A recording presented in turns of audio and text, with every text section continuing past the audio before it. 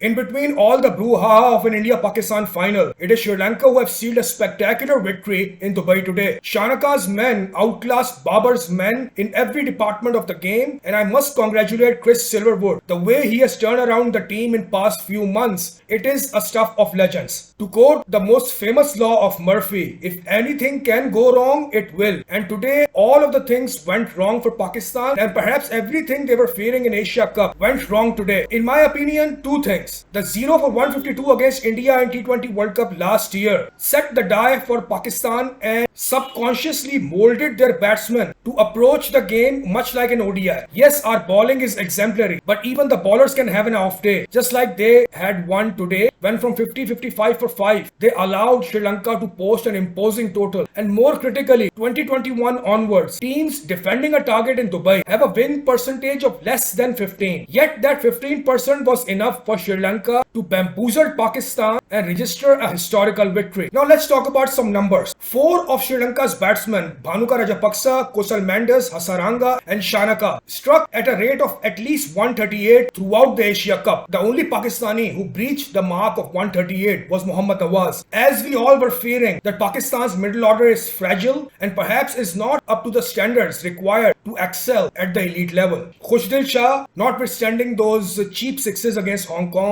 and Mohammad Asif, who was reprieved by Arshdeep against India, they failed marvelously. Iftikhar today only increased the asking run rate for Pakistan with his snail-paced 32 of 31 deliveries. The good thing is that Pakistan have a series of T20Is before the T20 World Cup to iron out the kinks in their perennially fragile middle order. And nobody is beaming more luminously than Heather Ali right now. Lastly, the most important thing, the boundary percentages. The boundary percentage for Sri Lanka across Asia Cup was 16%. The same for Pakistan was 13%. And I must say, courtesy of a marvelous victory against India, laxity crept into the Pakistani dressing room, which was evident in their last 3 games. All in all, an exhilarating tournament with a lot of highs and lows and a lot of things to learn. Congratulations, Sri Lanka, you have done it.